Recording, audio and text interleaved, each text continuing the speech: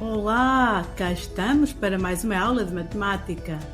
Hoje vamos falar de divisão de frações. Começo por te lembrar que os termos de uma fração são o numerador e o denominador. O numerador é o número que fica acima do risco e indica as partes tomadas.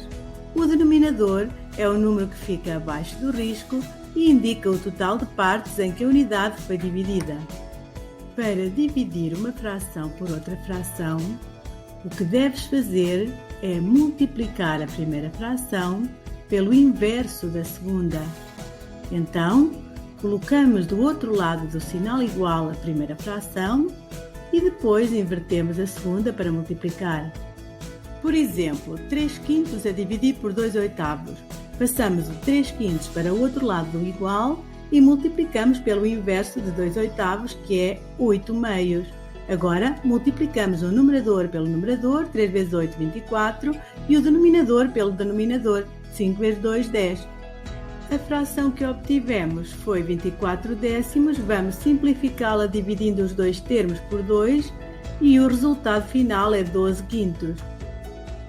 Se temos uma fração para dividir por um número inteiro, o que devemos fazer é transformar o número inteiro numa fração, acrescentando-lhe o denominador 1. De seguida, procedemos à multiplicação da primeira fração pelo inverso da segunda. Vejamos este exemplo: 5/4 a dividir por 3. Então, passamos à multiplicação de 5/4 por 1/3. 1/3 é o inverso de 3 sobre 1. Multiplicamos 5/4 por 1/3. Começamos por multiplicar os numeradores, 5 vezes 1 são 5, depois multiplicamos os denominadores, 4 vezes 3 são 12, e a fração que obtivemos é 5/12. Então 5/4 a dividir por 3 dá 5/12.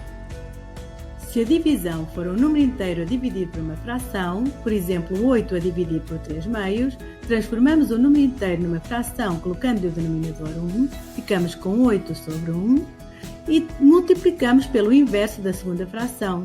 Multiplicamos então por 2/3. De seguida, multiplicamos os numeradores e os denominadores e obtemos a fração 16/3. Então, 8 a dividir por 3/2 dá 16/3. Afinal, dividir frações é tão simples.